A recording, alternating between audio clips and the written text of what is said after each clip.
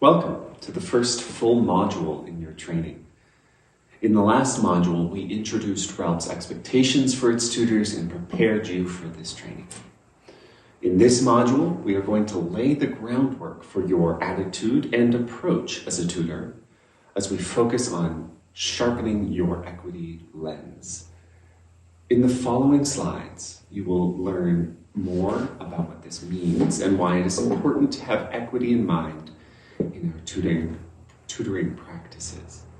This module was developed in collaboration with Prospera Partners, a systems change-minded social impact consultancy. So, our goal? By centering equity, we actively generate inclusive spaces where all can learn in a safe and supported environment. But before we can create these spaces, we must understand what equity is. UC Berkeley's Initiative for Equity, Inclusion, and Diversity defines equity as the guarantee of fair treatment, access, opportunity, and advancement, while striving to identify and eliminate barriers that have prevented the full participation of some groups. The principle of equity acknowledges that there are historically underserved and underrepresented populations, and that fairness regarding these unbalanced conditions is needed to assist equality in the provision of effective opportunities to all groups.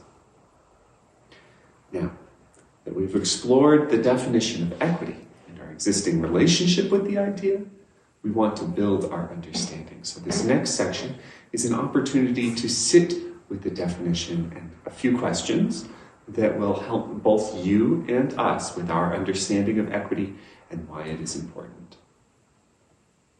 Reflecting on the definition we just shared, along with your own personal experience, please answer the following questions. We encourage you to collect your initial responses in another 5 minutes reflection. So, after this module, we encourage you to look back at your responses to see if anything else needs to be added. The questions we are asking you are: when was the first time you became aware of the concept of equity? Now, this can be in your lived experience, in your work, in school. Does this look different in different spaces? What does equity mean to you? How do you see an equity lens supporting your tutoring skills? Please pause for 5 minutes to take time with these questions.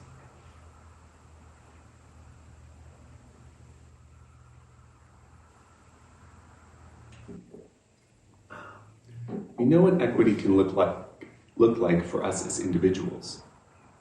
In our work with others, it is important to think of equity as a practice. We use community agreements as one way to embody equity as we are working with others. Often, in our work with others, we start with sharing our community agreements. After sharing, there's a group consensus, understanding that we have co-created these shared agreements.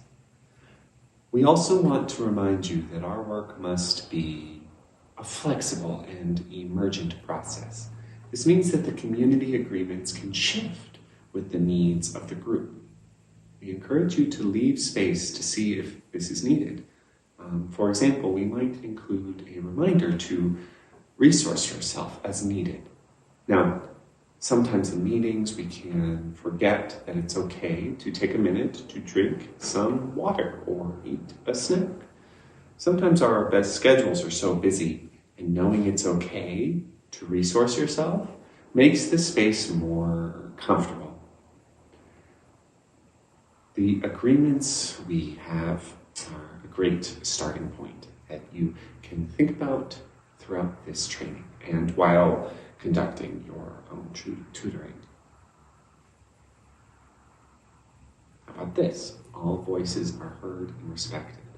Keeping in mind the acronym WAIT. Why am I talking? Why aren't I talking?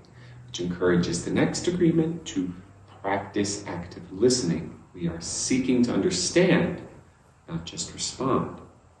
We must also exercise compassion and empathy And lastly, we want to understand accessibility. Check in with each other. Are there any additional needs that must be met? This might shift with each meeting. It's a great practice to start each session with a brief needs check-in. Now that we have created a stronger container for understanding equity and how to generate a supportive environment, we want to touch on the larger motivation of developing an understanding of what is possible when we generate inclusive spaces that are not driven by white dominant culture. In this next section, we are going to have you take some time to read through a piece called White Dominant Culture and Tools for Something Different.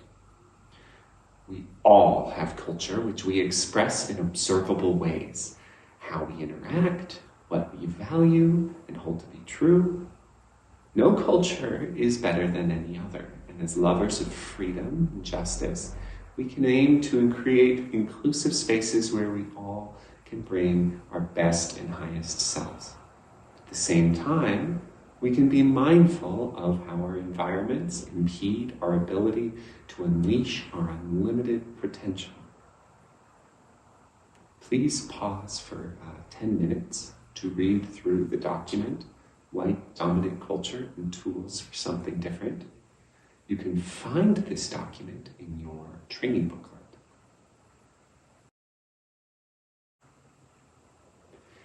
Now that you've read the document on white dominant culture and tools for something different, we want you to reflect on what this means and how it shows up for us.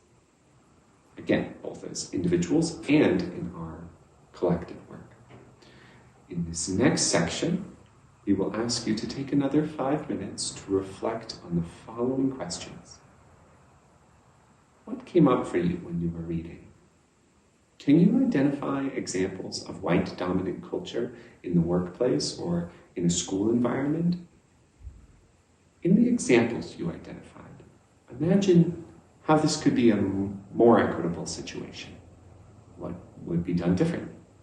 Where do you see examples of equitable practices? Please pause here to reflect on those questions. It is important to recognize that white dominant culture goes beyond a race understanding. We have complexity in our identities, also known as intersectionality.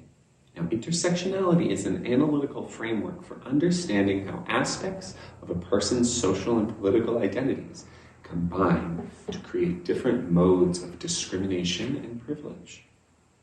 The term was first conceptualized and coined by Kimberly Williams Crenshaw. Let's hear from Crenshaw herself a short video definition of the term she coined.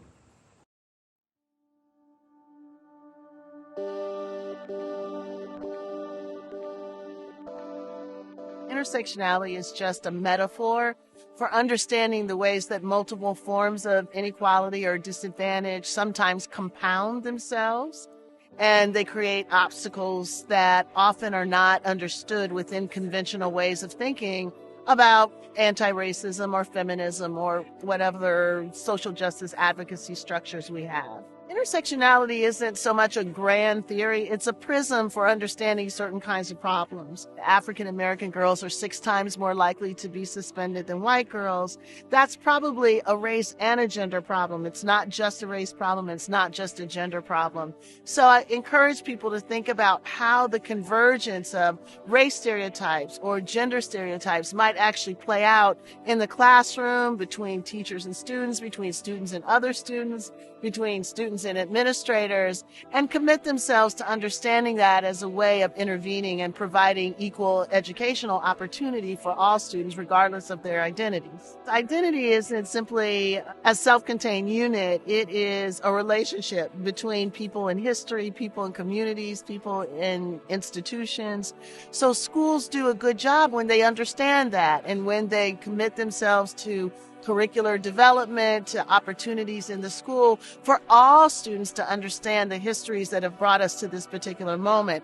You can't change outcomes without understanding how they've come about. So independent schools can take the lead on that to be responsive to their student populations and to the communities out of which the students come.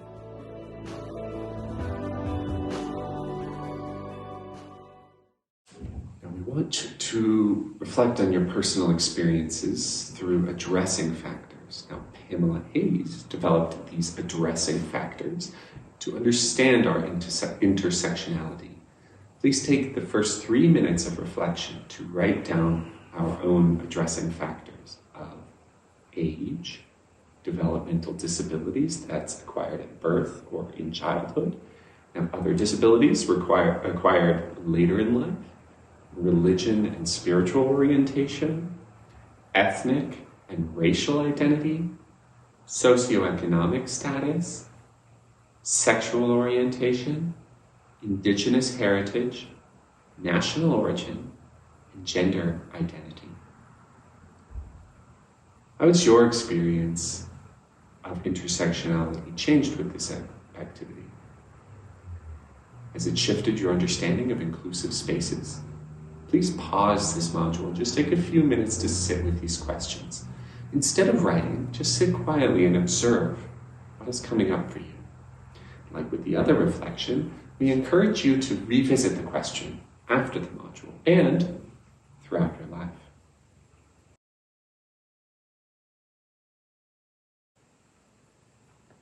Now that we've increased our understanding of intersectionality, this is applied through our own understanding of our power, which we define as a relational force, now not a fixed entity that operates in all interactions. While it can be oppressive, power can also be enabling. By understanding our power, we enter our work with a larger self-awareness.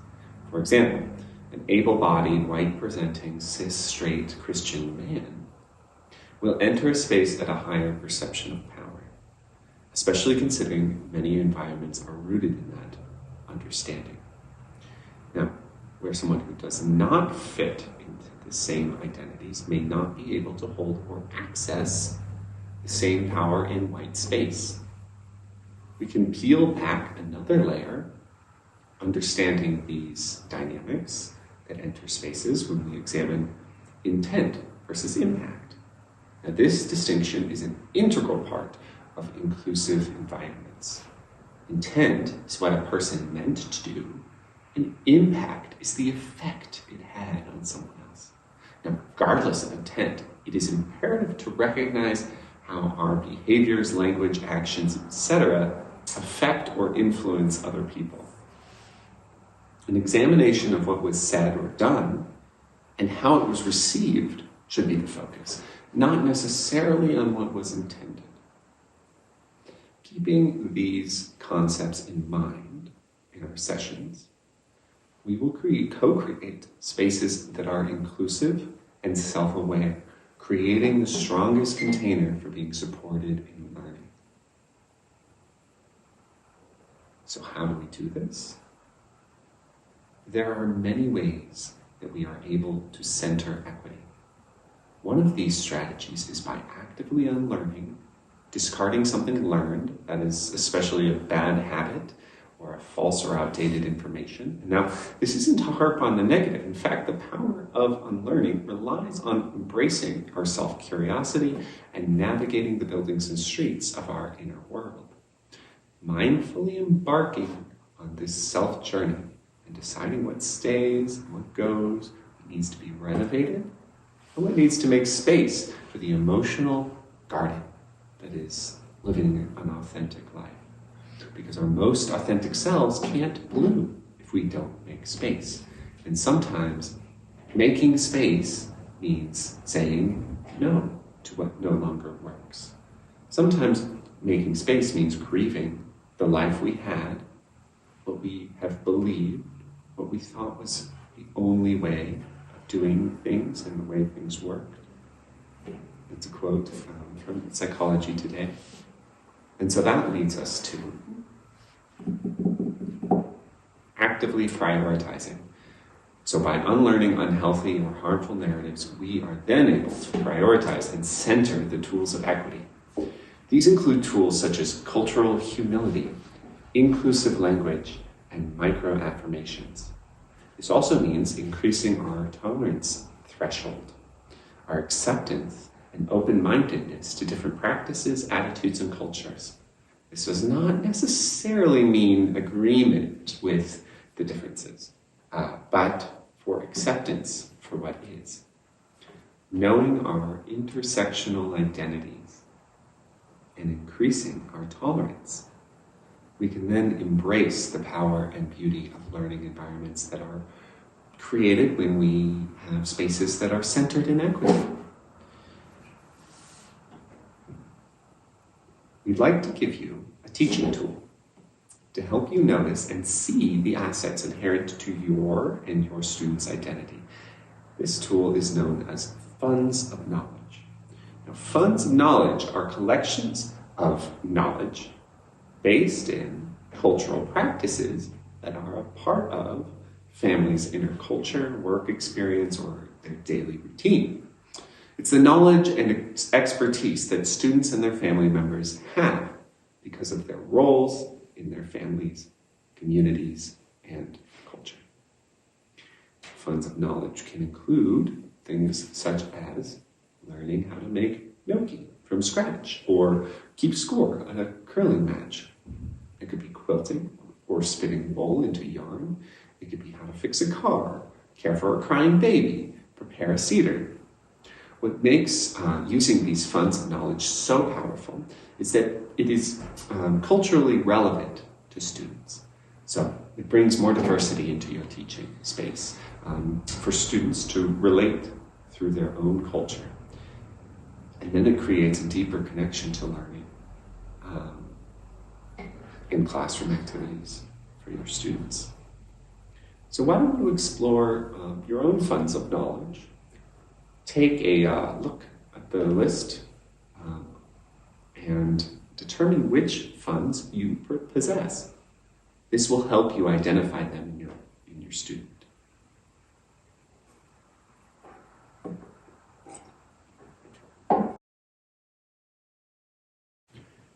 I want to take a minute to ask you to pause and breathe. We are covering topics that carry a heavy weight. Each of these terms will sit with us differently as individuals. So, are your walls coming up? Are you feeling an emotional response?